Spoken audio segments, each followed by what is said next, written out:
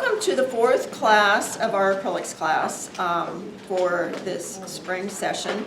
And we're continuing on with the John Salminen project. We may be going beyond even this week with it because I'm taking it very slowly this time. And what I want to do today is take you to the next step, which is step 7, and we're going to add a dark shape in this process. So what you see now is not what you're going to end up with.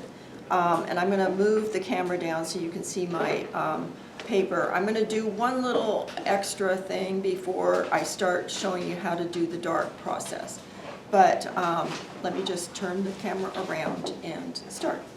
I want to give you one little more hint. You know, we were talking about kind of messing up or texturizing the area that we painted in.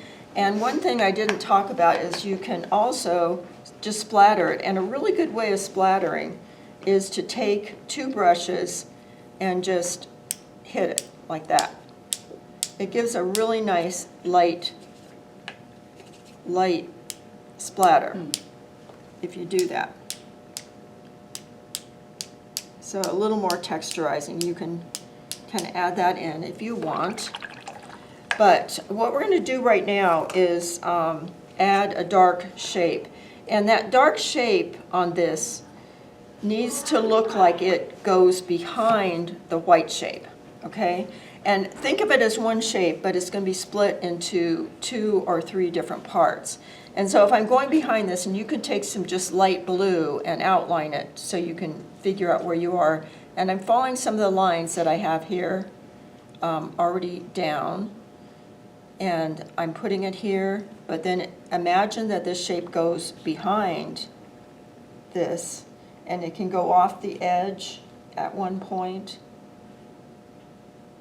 So you can just kind of outline it to get an idea of what you want to do. And then we're going to go to the phthalo green and alizarin crimson. And this is pretty dark. But I don't want you to go all the way to a 9 value with this, so thin it down quite a lot. It's going to be dark, but it shouldn't be your darkest dark on this. And if your colors tend toward the red side of the color wheel, put more alizarin red in it. If they go through the blue or green side, put more green in it. So this is going to be... I'm not sure what you're saying. Okay, we're mixing alizarin crimson and phthalo green. This still looks pretty green. And you're saying that your painting, which emphasizes the red? Right, I need to put more alizarin in it. Gotcha. And why aren't you using black? Because we're going to do black later. We haven't gotten to the darkest darks yet. But this is pretty dark.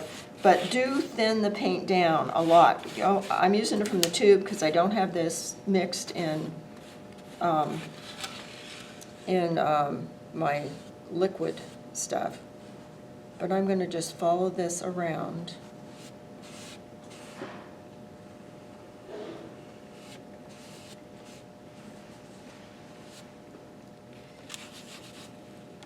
And you can see that it's not the darkest dark. And that's good.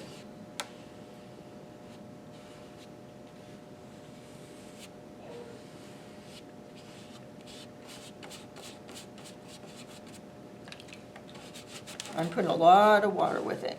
And it's okay if it's kind of streaky. That would be all right.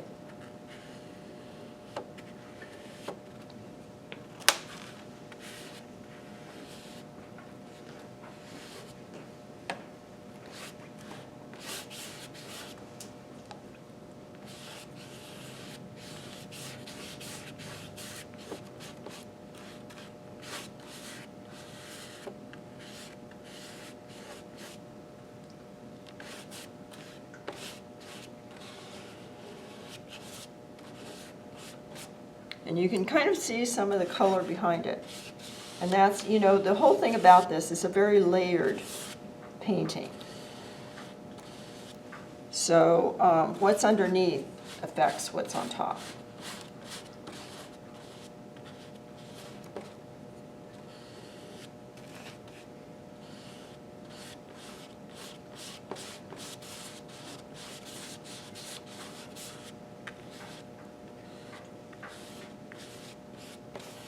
So that's my dark shape that goes behind. And you can split this up into two. I've done 2 shapes. You could split it up into 3 shapes. That would be all right. In fact, I might add a little bit more over here.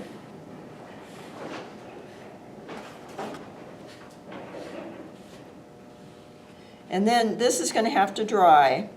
And while it's drying, what you can be doing is working on making more of your bridges to values. And so if I were going to do a bridge, for instance, in this area, I want to go a little bit lighter right here than what's actually there. So I bridge it right here. It actually is not that light. So you can go lighter or you can go darker. So if you were, for instance, if I wanted to make a bridge on this one, I would put something darker right here.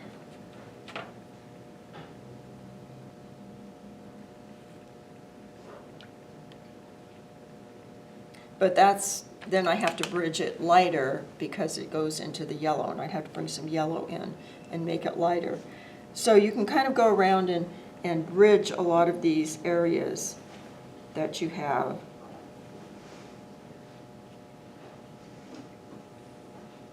And you can go in, you can encroach in the white area to do this. And you can use your secondary colors. So you can bring in, you'll notice in one of my paintings I have purple in there when it's actually a red painting. Anyway, what I want you to do before you start is take a picture of your painting with the dark area in it, and put it on black and white on your camera, and look and see where your colors are dark and where they're lighter, and think about bridging them in between a little bit. Okay, so that's this step. Remember, this needs to be irregular and predictable and oblique. So got that. Linkage passage of value can encroach on the edges of the white, and you can use your secondary colors. And so just kind of work on that right now, and then we'll do some drawing. I have a hairdryer over there, and you can do some drawing before you go on to the next step. So we're going to mix a little darker area, and I'm using the frog tape. You need to seal the edges really well with your tape, and then paint over it. And it's a little darker, not quite a 9 yet, but it's a little darker than what I was putting down before. And you want your shapes all to be different, and you don't want them to point off the edge of the painting. You want to direct them toward your focal point, whatever you've chosen as a focal point. So, and each one should be different. And I put in a curvy one just to be different. You can put as many of these in as you want, but there are other things we're going to be doing, so you don't maybe want to go too far with it. Okay, so just go in and put in some of these, and you can see how they're supposed to turn out. Oh, nice. Yeah, this worked out well. I love the frog tape. Blue tape. The other thing, Is that blue tape doesn't work quite as well, but the other thing you can do is put some matte medium on the edges of Or you could use your mask, the tape. Mask, you could, whisk it, whatever it's called. no, you wouldn't want to do that. We had problems with that, we had somebody doing that before. so maybe more block there? That sticks too much to the paper. Cindy did that in her painting last time, and it was awful because we couldn't get it off. So the matte medium you don't have to take off. Gotcha. So anyway, so that's kind of like what it should look like. And this is my focal point right here. So I will work toward having my lightest lights. I don't want to take down the whites in this area. because I want my lightest lights and darkest darks in this area, okay? So, go on to the next step. There is something in painting called a wash. And a wash is a very thin level of paint that goes over everything, you know? And that's what we're gonna do. We're gonna do 2 washes. And you're gonna avoid the white area, so. Can I ask, how big of a center of, we're supposed to Interest? avoid? Yeah, how big is that supposed to be? About the size of your hand. Okay. So, we're gonna put a wash, and we're gonna do this only with phthalo green, okay? And it's gonna look very green, but don't worry, it's not gonna be that way.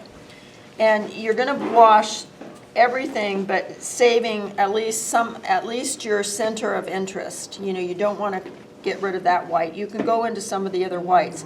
And if you have a really special part of this that you love, you can omit putting the wash over it. It will pop. It will become more noticeable.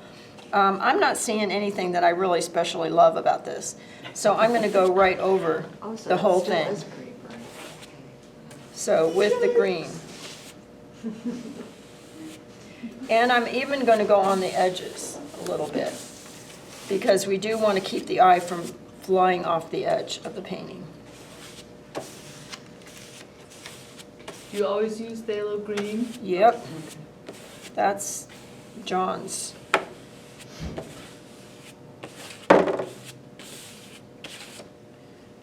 That's John's color.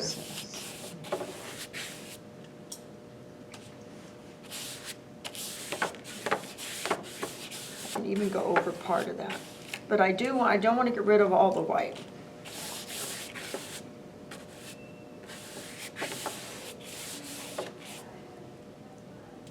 Do you want the remaining white area to be irregular and oblique Yeah. and unpredictable? Yes. Okay. Well, Sorry, I was wondering. okay, and this is going to have to be thoroughly dry before you do the next. You're going to do another wash after this, but this one has to be thoroughly dry. So, you're leaving that white part in the. yeah, I'm leaving some white here. And because where's I'll your center look of into it. interest? Right here, Okay. okay? That's a big one. So, yeah, about your hand. Okay. Okay. My points don't even. You got 2. Whoa. Okay, so. we need to get our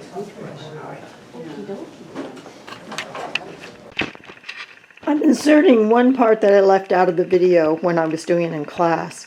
You know, I talked about doing 2 washes, and I showed you very detailed applying of the green wash. Well, after that, we did another wash in alizarin crimson, and that was done exactly the same way as the green one, and we also let that dry afterwards. I'm inserting one part that I left out of the video when I was doing it in class. You know, I talked about doing 2 washes, and I showed you very detailed applying of the green wash.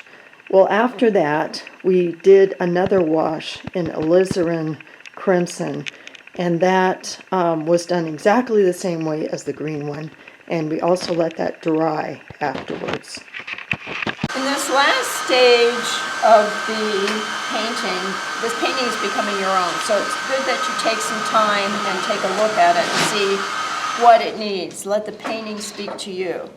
And at this last stage, we're adding detail work, and we can do that with collage material. And one of the ways we can do it. When you're doing collage material, make sure that the colors they should go with your painting. They can contrast in places, but they need to kind of fit the same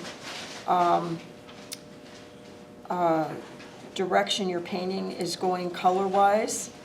And they should also, you should repeat collage material. Like here I'm putting in three different things you can repeat, but you can also do something unique. There's red down here, so I think I want to put this red square up here. I'm doing variation and repetition because the repetition is the red that I'm repeating from down here up here, The variation is it's square, it's not curvy. So I can do that. And then you also want to vary the size of what you're putting down for collage material. So you might want to put some really small things and then also larger things. So I've got this nice red. I'm trying to emphasize this red but I can use that too. That's interesting. You can have writing on it. You can have newspaper. You can have textured papers. But I'm putting some red dots that echo this square over here, not dots, but squares, and echo the red from that. But the variation is I'm varying the size of this. It's not the same size as that. So you always want to think in terms of variation and repetition. That's one of the principles that Karen Knutson talks about a lot. And so I'm doing that.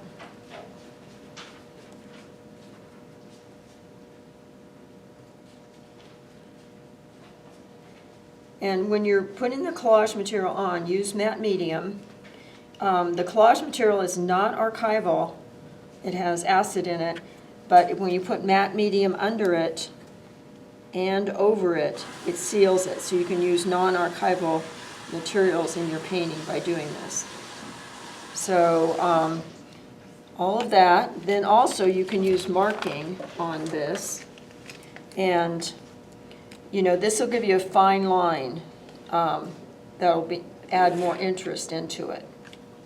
I don't have any bigger markers. I should have some bigger ones. But you can echo some of the lines that are down here. You can also use colored pencils or what is that? Oil pastels. I have a bunch of colored pencils here. Everybody's welcome to use them if you'd like. And what I'm going to do is I'm going to put some line in here,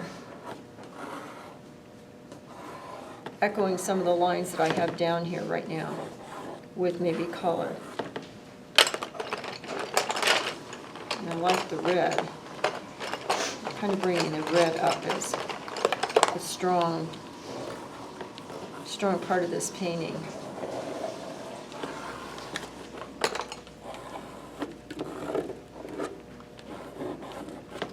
Circles are good to have in your painting, but keep in mind that they do attract a lot of attention. And you do have to be careful where you put them because the eye will go to those circles.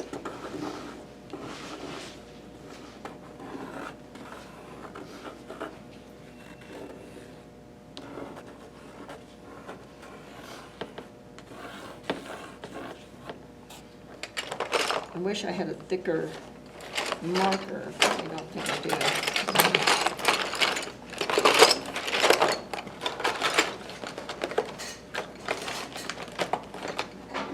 They're all kind of thin. Okay. I've got a thicker one if you want one. Yeah, would you? That'd be great. So I can put this outside. Okay, when I put collage material in, I can also put it in the white area. So as I find more collage material to put in,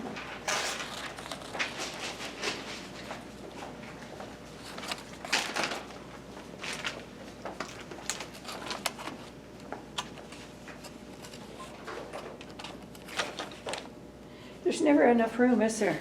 no, never. You could have the whole room a table and still not Yeah. have enough room. Yeah. So this marker can make some interesting lines that I'm echoing this. I think I want to echoing this shape right here, over here, and repeating it. I can make a circle in dark. And make lines up in here. There are some lines up here that I could echo. So that's always good.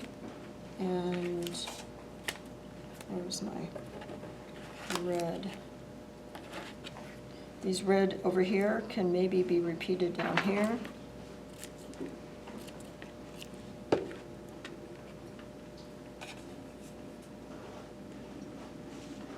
So I'm just adding to this until I feel like it's what I want it to be. And you just keep adding until you get it to where you want it to be. And it does mean that you have to take it away from your face and put it up somewhere so you can see it at a distance. So.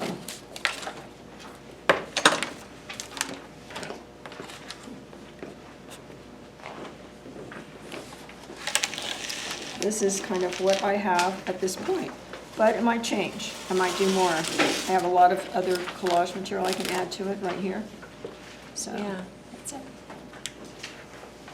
Okay.